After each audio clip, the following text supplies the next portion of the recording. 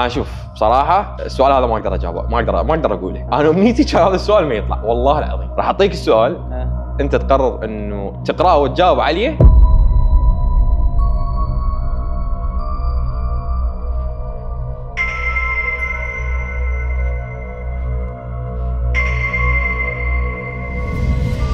السلام عليكم شلونكم؟ ان شاء الله زينين وياكم. وايفر اليوم جايب لكم حلقه جديده من سلسله جديده اللي هي تحدي القاصه. واليوم وياي الاسطوره المعروفه الذي لا يعرف، استاذ محمد صاحب قناه سياني وداني. اريد اعرف شغله واحده. اي تفضل. قبل كل شيء شنو تحس هنا؟ سياره.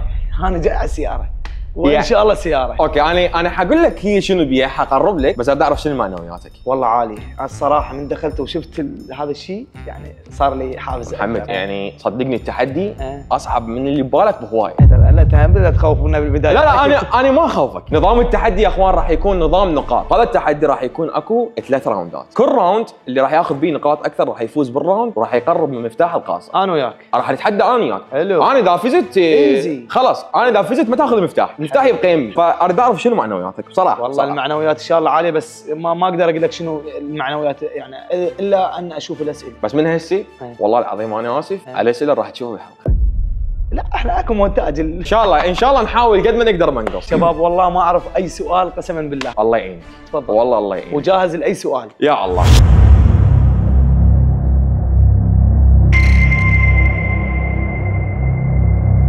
اول راوند يا اخوان راح يكون راوند جدا سهل، يعني جدا بسيط ومعروف. اسئله عامه سهل ايزي.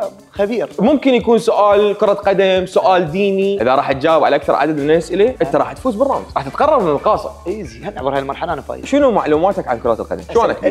الا بهاي النقطه ما تعرف؟ لا يعني عندي بس يعني اعبر. مو السؤال حيكون حيل سهل اذا ما جاوبت عليه مصيبه. والله السؤال حيل سهل بنص ام الكره. السؤال حيل سهل اذا ما جاوبت عليه مصيبه. ان شاء الله جاوب. اوكي طبعا يا اخوان حتكون عندنا 9 اسئله، كل ما يجاوب على اسئله اكثر راح يحصل نقاط اكثر ويفوز بالراوند. كل ما يجاوب على اسئله اكثر راح يحصل نقاط اكثر ويفوز بالراوند. فاول سؤال هو احس انك تتباوع شنو ثواني. لا والله ما شفت بس ما قدرت اقرا. اول سؤال جدا سهل، يا رب تجاوب عليه لان اذا ما جاوبت عليه مصيبه. ايش قد عدد لاعبين فريق كرة القدم داخل الملعب؟ لا مو لهالدرجة. لا ايفر لا. مو؟ لا ترى تريد خيارات عندي. لا مو لهالدرجة. انا تستهين بي انت. اوكي انا اسف 11. 11؟ اي متأكد؟ لا ترى لازم تكون متأكد. ليش شككني بجوابي؟ ايش قد السؤال؟ ايش قد عدد لاعبين فريق كرة القدم داخل الملعب؟ فريق الواحد غير؟ اي 11. يا اخوان مع الاسف السؤال الاول جاب بي النقطة. اقول مع الاسف جاب بي النقطة. الحكم وياهم يا رب. انا والله كنت اتمنى انه ما يجيب، لانه يعني قال لي ما اعرف كرة القدم. انا لازم ادي لك اياها بسؤال سهل. النباتات يمي. النباتات السؤال علمي كلنا ماخذين. انا مزارع. انت مزارع؟ يعني احب الزراعة واحب هاي التفاصيل. النباتات تسوي عملية البناء الضوئي بس مو بهاي الطريقة. شنو هو الغاز اللي تحتاجه النبات حتى تسوي هاي العملية؟ عيد سؤال ثاني. النباتات شنو تحتاج الغاز حتى تسوي عملية البناء الضوئي؟ يعني سؤال ممل جدا سهل محمد. بصراحة ما مر علي هذا السؤال. انت تقدر مرتين تستخدم خيارات. اعطيني خيارات. اذا استخدمت مرة واحدة بعد كم سؤال انت راح تعطيني بهاي 9. يفيدنا تستخدم غاز النيثانيوم. متأكد؟ والله ما متأكد. يعني تريد خيارات لو ما تستخدم لا خيارات؟ ما استخدم خيارات. غاز النيثانيوم مش اسمه. النباتات تستخدم غاز ثاني اكسيد الكربون. انا بصف وانا يعني حيل سهل. والله عقلي بصف. حيل سهل محمد. بس انت من الضوئي وكذا شتتت. ايوه شوف انا حاول اتمالح عليك حتى تاخذ النقطة الي. والله شتتني حاليا واحد كل. ترى بعد اكو اسئلة حيل صعبة. لا مو هنا الخيارات. والله اكو اسئلة حيل صعبة. انا بالصعب شوية صعب. بالصعب شوية صعب. سهل. يعني روح اجي. شلونك اخبارك؟ شلون؟ السؤال الثالث محمد شنو هو افخم حيوان على وجه الكرة الارضية؟ حاليا موجود لو انقرض؟ لا حاليا. الحوت الازرق. اوكي تريد اساعدك؟ لا الحوت الازرق لا ساعدني. متأكد؟ متأكد يا اخوان اجابتي صحيحة. اجابته صحيحة. 2-1 الك. شوف انا حاطيك اياها، هو ما مكتوب الحوت الازرق، مكتوب فقط الحوت. مو احنا اول صارت اسمه العامة انه الحوت الازرق. هو بالمناسبة اكو مو ازرق، يعني اكو لونه يعني موجود بالبحر بس مو ازرق. بس هو مو ازرق، هو اسود. هو جاي اقول لك اكو الوان يعني، بس هو طلق عليه هذا الاسم. 2-1 الك. لحد الان هو يعني متقدم علي بقاصه صراحه، وغالبا راح ياخذها يعني. السؤال الرابع اذا ما جاوبت عليه مصيبه. اكو اهرامات 3 بمصر. لا تستعجل. لا شوي عندي معلومات. لا تستعجل لانه اكو اهرامات كلش هواي غير مصر. صح صدق صح. اكو اهرامات 3 مشهوره بدوله عربيه. يا دوله لا تستعجل. مصر. لا تستعجل محمد. والله مصر، يعني وين مثلا؟ شوف انت حاليا متقدم علي اجابتك صحيحه، هي بمصر واضحه. السؤال هذا سهل بس ترى هذا كمين صدقني. وانت من قلت له دوله عربيه انا قلت مصر. انت حاليا متقدم علي 3-1 بس القاسم ما راح تاخذها راح تخسر. لا والله طيفات شباب ما ندري بنظام اللي فد شيء قوي. تريد سؤال سهل؟ هاي 4 علي الطين العدك، لا تستهين بي. ليش ما تبدا من اقوى شيء وننزل؟ من اقوى شيء؟ من اقوى شيء. اوكي حاطفر لك على السؤال اللي صعب، واذا جاوبته انت يعني بطل. شنو هو اسرع كوكب دوران حول الشمس؟ والله هو راد صعب، والله العظيم هو راد صعب. دقيقة انت ليش دقيقة؟ اسرع كوكب دوران حول الشمس. لا تنسى عندك خيارين، تقدر تستعمل خيارين لو طماطم. اسرع كوكب لو اقرب كوكب. اسرع كوكب يدور حول الشمس، عندك تقدر تستعمل خيارين. اعتقد اسمه بالزهري هيك شيء. زهري؟ يعني زحل هيك. زحل هيك شيء. اوكي لازم تثبت. ثبت. ما تريد خيارات؟ ابد. متاكد؟ ثبت. انا حيل احب هاي الثقه، والله العظيم حيل احب هاي الثقه. والله ما متاكد. الجواب غلط.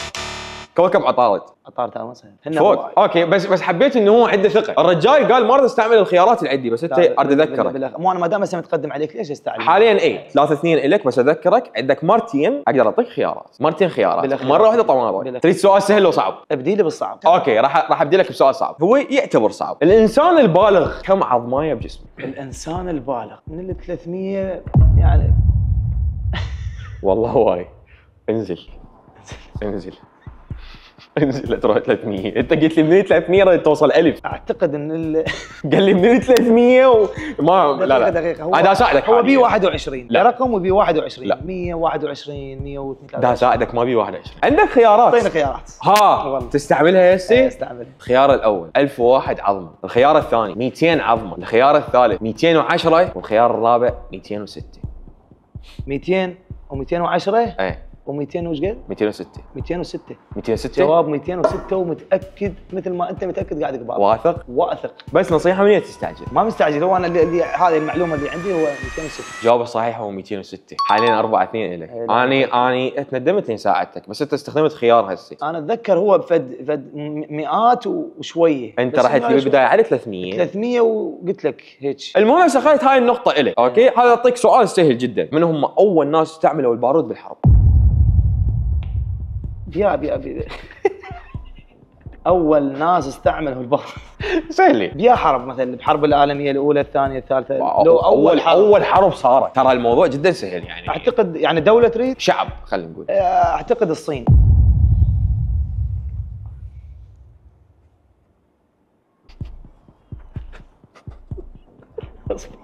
انا ما اقدر احكي، حاطيك وقتك انت تفكر والله. اول شعب لو اول دوله؟ حدد السؤال. لا خلينا نقول اول شعب. اول شعب استعمل البارود اي بالحروب. شباب طريقه طرح السؤال مالته والله العظيم ترى سهل. لا سهل، هو يعرف الجواب.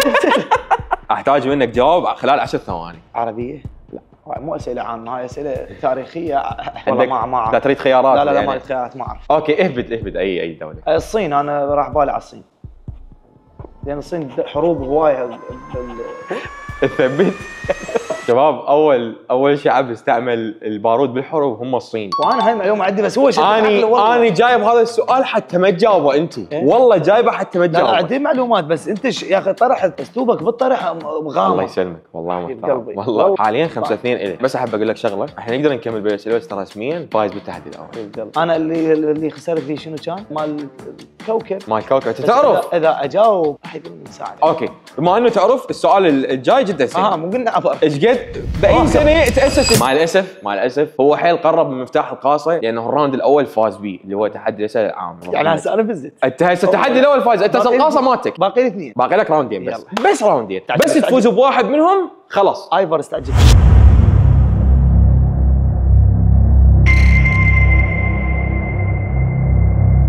الراوند الثاني يا اخوان راح يكون تحدي اللي هو احزر الصوره. التحدي هذا جدا سهل وكلنا نعرف. انا اشيل صوره مشهور وهو يشيل صوره مشهور ولازم يعرف الصوره اللي هو شايلها وانا اعرف الصوره اللي انا شايلها. جاهز لهذا التحدي؟ شايفه هو هذا التحدي بس ما مجربه ابد نهائيا. ترى شوف هو حيل صعب. لا انا اقرا العيون.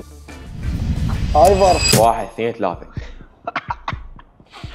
الحبيب ابو السلم. انا متاكد اللي يمك ما راح تجيب على حسب كلامك انت. وانا هم صعب الا اذا كانت عندك معلومات عليه او صعب الغششه. الصوره اللي عندي عربي لا، الصورة اللي عندي عنده أكثر من 20 مليون متابع. ما متاكد، ما عندي معلومه. ما عندك معلومة؟ والله ما عندي معلومه، بس هو مشهور. اي مشهور. اللي عندي اي عنده اكثر من 10 مليون متابع. اي ما تجيبه، بس تخيل تجيب مشهور وما راح تجيبه. الشخص اللي عندي هل هو لاعب كرة قدم؟ ايه انا مو ذاك اللاعب شوي يعني. مو ذاك اللاعب؟ مو ذيك القوه مثل كريستيانو وكذا هاي. يعني مو اسطوره لا قديم. لا بعيد عن الاسطوره. اللي عندي نفس سؤالك. لا هاي الواتي محترم. لا اللي عندي من دوله، راح احدد دوله محدده مباشره. اوكي اذا جبتها مصيبه. من فرنسا؟ لا. الشخص اللي عندي لاعب يعني اجنبي، يعني مو عربي قصدي. والله ما يعني لا ما يصير. ما يصير محمد، ما يصير. اي اجنبي. اوكي انا شوف جاي تطلع عندي هنا ملامح. شعر اصفر. لا مو اصفر. مو اصفر؟ شعره الحقيقي مو اصفر. هل اللي عندي لاعب بالدوري الاسباني؟ صراحه ما اعرف بالدوريات يعني الاسباني اللي يلعبون برشلونه وريال. اي لاعب نفس السؤال يلعب بالدوري الاسباني؟ لا ما يصير، لازم تغيره. لازم ما يصير نفس السؤال. مقول على ريال مدريد هواي. اي اعرف ان الا اعرفه هذا. انا احسك عرفته؟ والله عرفته. بما انه هو عرفه على حسب الصوره اللي اشوفها هنا، فانا اتوقع انه لاعبي من الفريق المعاكس. اذا فريق الاعداد جايب هاي الصوره راح يجيب مقابله 100% يا اما مبابي او فينيسيوس، بس بما انه هذا اللاعب اللي اشوفه هنا خوي فضل اذا جاوب، فانا راح اقول فينيسيوس جونيور. صح؟ اي صح. فينيسيوس؟ ايش وقت عرفته؟ اي عرفته تقريبا قبل اسالك. مو هذا وقبله. التحدي الاول من الراوند الثاني انا اخذت النقطه، بس امانه هو صار بيها شويه غش لانه الصوره مبينه بالاضاءه، فاثنيناتنا شفناه بس انا لحقت اجاوب قبله. انا قلت لك قبل السؤال الاخير عرفته. اوكي نغمض يا محمد. والله ما باوع والله ابد. لا شوي رجعها، احسك شفتها. ليش تضحك؟ والله ما شفت اللي عندي، قسما بالله ما شفته، بس شفت هذا. لا تنزل راسك. يجي ليش تضحك؟ احب هذا الشخص. انا خايف والله خايف. اللي عندي يوتيوبر عربي، خطب لك من البدايه. لا مو عربي. اللي عندي انستغرامر ولا يوتيوبر؟ لا حدد شو يا خبر. انا اقول لك فلان اللي عندي يوتيوبر. اي ما انت تلعب عليه من تسوي ما ادري. ما عندي انستغرام، عنده فيسبوك، عنده كذا، عنده لا المنصه اساسيه. المنصه اساسيه، كلنا اساسيات عنده. الولد مشهور عليه. يلعب وياي باستراتيجيه والله تمام. الولد بس عشان اجاوبك اسئلتك يلعب على جميع الاوتار. اسال. اللي عندي يوتيوبر. انت مو بقيت سؤال؟ لا قلت لك عربي. بقيت سؤالي انا قلت لك عندك يوتيوبر. لا تغش محمد يغش اخوان. شلون اعبر لك؟ عنده اكثر من 5 مليون مشترك. اي يعني هو مو عربي هسه. مو عربي وعندك. بس واذا لعبه هاي مو عربي. لا والله مو عربي. اللي عندي عنده اكثر من 10 مليون مشترك. على جميع المنصات؟ لا يوتيوب. شلون؟ اليوتيوب. ما يريد يجاوب. اللي عندي عنده اكثر من 10 مليون مشترك على اليوتيوب. اللي عندي قلت له مو عربي. عنده اكثر من 5 مليون. والله حسيت يلعبني والله العظيم. لا والله كله صحيح، كله جواب صح. يعني مو عربي والله. رياضي يعني. لا مو رياضي. هل بطريقه ما اليوتيوبر اللي عندي قاعد ويانا بهاي الغرفه؟ اذا قول ما في شيء. لا ما قاعد يعني. ما قاعد؟ لا. متاكد؟ اذا صار غلط انا متحمل مسؤوليه. اللي عندي عايش بدوله عربيه. لا انت ايش قفلت على العرب؟ والله مو عربي والله ولا لا عايش لا ما عايش. ممثل؟ لا صار سؤالي شنو؟ لا ماكو. اوكي اريد اساعدك. يوتيوبر شلون ممثل؟ سالتني قلت لي عنده مشتركين. قلت لي يوتيوبر، قلت لك يوتيوبر. انا اريد احزر يوتيوبر عنده اكثر من 10 مليون مشترك. اذا مجاوبني سؤال غلط والله ما يصير، تحسب نقطه الي والله. بس حتى المتابع ما يعرف انه انت انا جاوبت غلط لا. بس ما يصير والله ما يصير. انا ححزر. اسالني سؤال وانا اعطيك اياه بالمضمون. حسأل واحزر. هل اليوتيوبر هذا عنده اخ صغير؟ ايه. اليوتيوبر هو حيدر علي. شلون تقول لي ما قاعد ويانا بالغرفه؟ ما قاعد ويانا. ذاك هو. لا والله ما يصير. انت قلت قاعد ويانا، قلت لك ما قاعد ويانا. والله ما يصير. ذاك هو. هذا حيقدر اشوف بعيني. انا ما عندي مشكله الحمد لله والشكر انه حاليا 2-0 الي. اروح للصوره الثالثه والاخيره. ليتس جو. ما راح لا تباوع، لا تنزل عينك، دير بالك لا تقدمها قبل تبين. والله راح تبين. هل اللي عندي مشهور عربيا؟ نعم. هل اللي عندي يوتيوبر؟ يعني ينعد. لا الصراحه والله ينعد من اليوتيوبر لان هو ايضا عنده قناه وينشر مرات. منصته الاساسيه شنو؟ منصته الاساسيه لا مو يوتيوب. بس هو ينشر هم عنده يعني انا شايف على اليوتيوب. هل اللي عندي عراقي تحديدا؟ نعم إيزي. والله ما واثق فيه والله. والله عنده قناه على اليوتيوب يعني شايف له انا شايف له قناه. ليش ما واثق فيك اني؟ والله ليش ما العظيم واثق قسم فيك بالله بالفيديو؟ أجيب لك عنده قناه ينشر بيها اعتقد. الشخص اللي عندي عنده اكثر 7 مليون مشترك. لا ناقص. هل اللي عندي عنده اكثر من 3 مليون على التيك توك؟ والله ما اعرف بس ما اعتقد. اللي عندي ما عنده اكثر من 7 مليون مشترك. شنو نوعيه محتواه؟ اشيلك وين صاير هاي؟ يعني ما يصير اسال هذا ما السؤال؟ يصير لا قبل اقول له بعد فلان. اللي عندي عراقي هي عراق اللي عندي يوتيوبر؟ يعني لا يعني شنو؟ اي يوتيوبر هذا يلا روح هسه كنت اعرفه. اللي عندي شنو؟ اللي عندك بشر. شو اسالك؟ هل اللي عندي متزوج؟ هل اللي عندي تزوج قريبا؟ اي شوف انت عرفتي. شوف بالنسبه انا بوجهه نظري أي. بالنسبه لهاي اسئلتك صار صعب عليك. سؤال بس انا راح احزر خلاص انا انتهيت. عرفت اللي عندك خلاص حزرت بس اللي تجاوبني عن شغله. كذبت علي بجواب؟ لا والله. هذا يعني وداني. لا دورك. هذا علي شاكر؟ لا هذا شنو اخي شنو؟ يعني ولا اجى ببالي وانا عبالي انت تكذب علي. شتت من قلت لي على اليوتيوب ركزت في اي اليوتيوب. انا ركزت يوتيوب هو هواي. مقارنه ماكو يعني هذا تيك توكر هذا يوتيوبر. طبعا مع الاسف يعني انه انت اخذت هاي النقطه بس التحدي خلاص بالراوند هذا انا اخذت النقطه مالتي. حاليا الموضوع كالاتي اكو بقى راوند واحد بس. انت فزت براوند وانا فزت براوند. اللي يفوز بالراوند الاخير هسه تعادل. راح ياخذ القاص. هسه تعادل. هسه مقالب. هسه مقالب يلا. بالضبط رحم الله والديك. يعني الراوند الاخير اللي راح يفوز بيه القاص راح تكون الي. الراوند الاخير يا اخوان اللي هو الملف الاسود.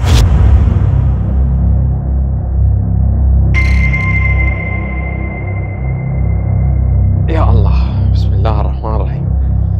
شنو رايك بالشكل؟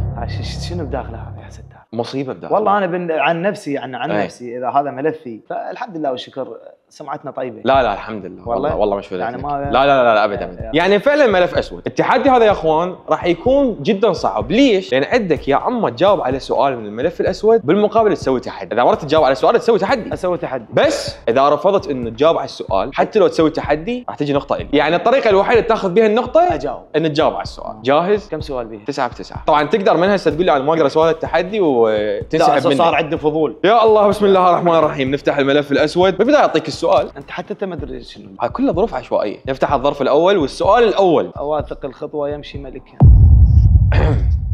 انا شوف بصراحه السؤال هذا ما اقدر اجاوبه. ما اقدر اقوله. انا امنيتي كان هذا السؤال ما يطلع والله العظيم. شلون انا ما راح اقرا انا؟ راح اعطيك السؤال انت تقرر انه تقراه وتجاوب عليه او فريق الاعداد انا مالي دخل. هذا والله مالي دخل.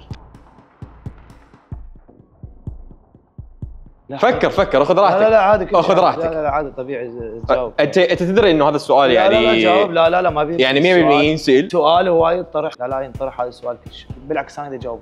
السؤال هو هل تستغل اطفالك على مود المشاهدات؟ وبكل فخر نعم من يا ناحيه. لان احنا نبنى محتوانا انا واطفالي. هم يستغلوني انا استغلهم. هو المشاهد يشاهدنا احنا. يعني هل يصير انه اعزل اطفالي خلاص انا اطلع بس لا طبعا لا. المتابع راح يسال وين اطفالك؟ وين اطفالك؟ ف100% اغلب المشاهدات اللي تجينا هم بسبب اطفالي وانا فخور بهذا الشيء جدا. الله يحفظهم لك ان شاء الله. والله العظيم يعني جاي ابني لهم مستقبل ان شاء الله. حمله تخوفتني والله العظيم لانه يعني انا هذا السؤال انا قلت انه يعني شفتني ما اقدر اقرا. انا خايف لانه القاصره تروح من عندي. والله القاصره تروح من عندي. يعني يا رب يطلع لك سؤال ما تقدر تجاوب عليه. بس مجرد ترفض ان تجاوب عليه تروح النقطه منك. السؤال اللي بعده اذا تفوز القاصره راح تاخذها. السلسله راح تنتهي. اذا فاز بالقاصره السلسله تنتهي شباب. يعني من الحلقه وتنتهي الا انهي. السؤال هو اكثر مبلغ حصلت عليه من اعلان. من اعلان اكثر مبلغ عقد لو اعلان واحد. اكثر مبلغ حصلت عليه من اعلان. اي اعلان واحد حتى لو عقد. لا العقد عوق. ما يصير. لو تجاوبني على العقد لو تروح تسوي تحدي. لا العقد مو ما تعرف يعني اسرار عقد ما يصير. مو انت شوف انت ما راح تذكر اسم الشركه. لا اسرار عقود والله ما اقدر. لا خلاص تريد تحدي؟ ايش غير انت قلت لي اعلان غير قال اعلان هو. تريد تحدي؟ انت قلت اعلان انا تجيب الطار طلع لك تحدي؟ عم عيد جديده بعد جديده بعد. اعلى مبلغ خذيته باعلان انا قلت لك عقد يعني انا قربت لك ما اقدر والله بعدنا ما منتهي ما اقدر. يا الله اذا تحدي روح تحدي. خلاص انت خسرت نقطه. تحدي ما يصير تلعبني. والله انت اللي لعبتني. ما يصير تلعبني. منو اللي لعب منو؟ التحدي هذا ايزي. تتصل بشخص عشوائي من تليفونك تقول له ليش تحكي عليه؟ عشوائي من اصدقائي لو غريب؟ لا مو غريب. حتى لو واحد من اصدقائك تقول له ليش تحكي عليه؟ من اصدقائي مقرب لو مقرب اللي يعجبك اي شخص بالحياه تقول له ليش تحكي علي؟ انت قاعد تحكي علي ليش؟ عاطف محمد اريد تصير مشكله. الو جاسم تسمعني؟ والله انت محظوظ، والله على حظك كلام والله. والله شباب فاتح خاطر جاي احكي بس ما جاي احكي. والله محظوظ، التليفون قام ما يسولف، قام ما يشتغل. اوكي هاي راح احسبها لك. تمام تمام. اخابر غير واحد؟ لا خلاص. دق علي شو اسوي بعد؟ التليفون قام ما يجي. الو يا الله يا رب. السؤال اللي بعده صدق ملف اسود والله. الله اكبر. اوكي هذا السؤال اقدر اساله اني بس تبى تقدر تجاوب عليه، اذا تجاوب عليه ما ادري والله. بس اريد جواب جدي، مو تختار واحد من اصدقائك. مشهور عراقي تتمناه يعتزل.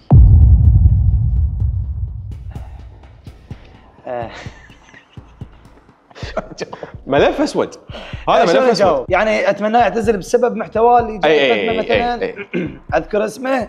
يعني بسبب اللي يقدمه يعني يفضل يعتزل احسن. احتمال يعني يسبب لك مشكله هذا السؤال. لا ما عندي مشكله، بس لازم جواب حقيقي. بس انا لي ما عندي مشكله ويا احد، فيعني ما اريد اذكر اسمه. يعني تريد تحدي؟ اعطيني التحدي، بس هي المشكله تعبر لك نقطه. خلاص انت اختاريت انه تعطي تحدي. يا الله تسوي لك مشاكل والله. هو ما يسوي لي مشاكل، يسوي لي مشاكل. انت اكو حد براسك؟ اي والله، بس اعطيني يس يا الله. التحدي هو والله اقوله ما عندي مشكله ولا عندي خوف اني اختاريت بعد 2-1.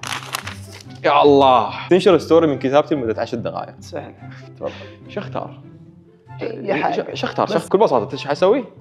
اعطيك صوره للقاصه. اوكي حتى قبل بالاسئله عده بس ايش تسوي؟ شباب اذا شفتوا كانت المشكله. حتى قبل بالموضوع عده يا اخوان، لا اكثر ولا اقل. حاليا 2-1 الي، حاليا القاصه مالتي، فراح اروح للسؤال اللي بعده من الملف الاسود. شو رايك بالملف الاسود هلس؟ والله يسبب مشاكل. هذا السؤال حتقدر تجاوب عليه. منو اكثر يوتيوبر تحسه منافس الك؟ لا ماكو. لا ما عندي منافس. ما عندك منافس؟ ابد ما عندي منافس. انا اريد يوتيوبر. ما عندي. انا اصر ان انت تعطيني اسم. يعني من يا ناحيه شخص تحسه منافس الك، ممكن تتابع مقاطعه تحس انه صارت اكو منافسه. الارقام والمحتوى.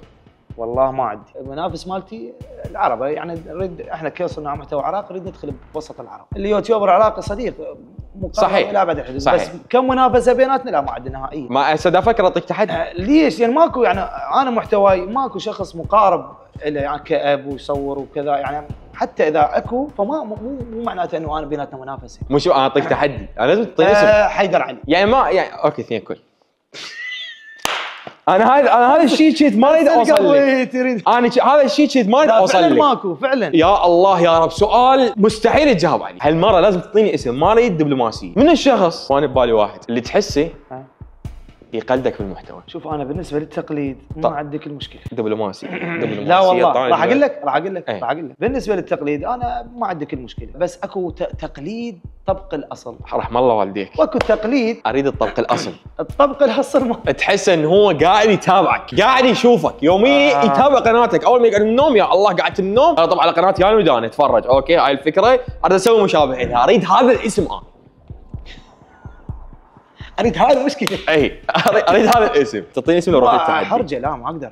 لا تحياتنا له، هو صديقي ومره انا راسلته ووضحت له الفكره، قلت له انه دائما اصنع محتوى خاص بك انت اجمل، وانا ما عندي كل مشكله ويا اي شخص يقلد. بسم الله الرحمن الرحيم. 3-2 حاليا. التحدي بما انه انت ما جاوبت على السؤال، تقرا اخر رساله خاصه جايتك بدون ما تغير اي شيء. اخر رساله جايتك بالانستغرام بالواتساب؟ لا انستغرام مو متابعين. وين بالانستغرام بالواتساب؟ لا بكيفك.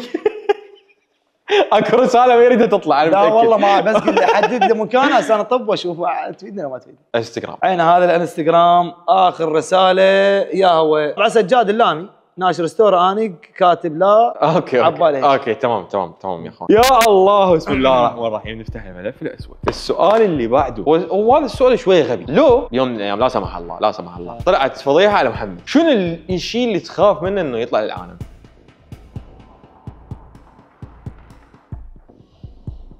يعني عد انا هسه حاليا واخاف منه شيء تخاف انه يطلع للعالم. بالمناسبه اذا جاوبت هنا فراح تعتبر انه تطلع فضيحه. الفضيحه طلعت يعني. تريد اقلب لك بكيفك، عندك هذا تحديات واحد. هي مو لا شكل مو انت هسه انت تريدني اعترف بفضيحه. عندك تحدي تقدر تختار. انت تقول لي اكو فضيحه انت خايف منها تطلع. الطينيات. لا ماكو اي سؤال. لا مو قصه تحدي. لا ماكو اي سؤال. والله ماكو اي سؤال. شباب انتم قاعدين عم اكو اي سؤال. ملف اسود. بما انه ما قبلت تجاوب مو ما قبلت فراح اخذ لك تحدي واعتبرك خسران. ترى هاي 4-2. انا جاي انا ملف اسود. التحدي راح يكون ما انت ما جاوبت على هذا السؤال وخسرت نقطه. 4-2 حاليا. بالمناسبه اذا تخسر التحدي واحد بعد القاصه تودع. شباب اكتبوا بالتعليقات، يعني واحد يعترف بفضيحه على روحه. هذا التحدي سهل، تقلد يوتيوبر مشهور. اقلد يوتيوبر مشهور. أبو السلام عليكم شباب، ما تجي مال حيدر علي. السلام عليكم شباب، شلونكم شو اخباركم وانتم تشاهدون فيديو اليوم. لا والله صحيح. لان تدري ايش؟ اول ما فتحت ايدك عرفت حيدر علي. طبعا يا اخوان اللي راح يصير كالاتي، اي سؤال ما راح تجاوبه القاصه راح تود، لان حاليا 4 نقاط عليك. محمد السؤال هذا من الملف الاسود، اذا ما جاوبت بيه موضوعك انتهى والقاصه راحت. انت حيل قريب من مفتاح القاصه والله. اوكي. اريد موقف محرج او مزعج تعرضت لازعاج بيه مع مشهور ويا ذكر الاسم. انت لازم لا تجاوب محمد هذا السؤال لا تجاوب. ورجاء ما يكون صديقك. حتى لو صديق هم ما اقدر امزح. اختار بعد مفتاح القاصه دا يروح يجي. مره واحده صار هذا الموقف صحيح، مره واحده صار والله، بس ما اقدر لا صار. اذا هذا ما جاوبته خلاص. صارت 5 نقاط الي، انتهى الموضوع. دقيقه لا 5. لا ما اقدر، لا شاقه لا ما اقدر. محمد مهما يكون عنده مشاعر انسان وما اقدر، مستحيل. لازم تودع القاصه. اودعها ولا اكسر مشاعر شخص. والله العظيم يعني انت شيء حيل قريب. سؤال واحد بس تجاوبه. بس فضولي شنو اللي حتى لو انا كويس. ابد مع الاسف القاصه هاي راح تبقى مضمومه لحد ما الشخص اللي راح يفوز بيه هو راح يفتحها ويشوف شنو بيه. انا اشكرك كلش هواي، تونست فيها كلش هواي. اتمنى اكون كنت خفيف الظل عليك. لا حبيبي والله يعني محمد يا اخوان مو قدامي بس شخص رهيب والله العظيم. شهاده والله اعتز بها الشهاده. فلنا نكون يا اخوان وصلنا لنهايه المقطع، اتمنى تكونوا استمتعتوا. تحياتنا لمحمد، اترككم بالتعليقات كتبوا رسائل حلوه الي. حبكم وهنا كان اخوكم ايفر ومحمد من قناه يانو داني وبس. مع السلامه.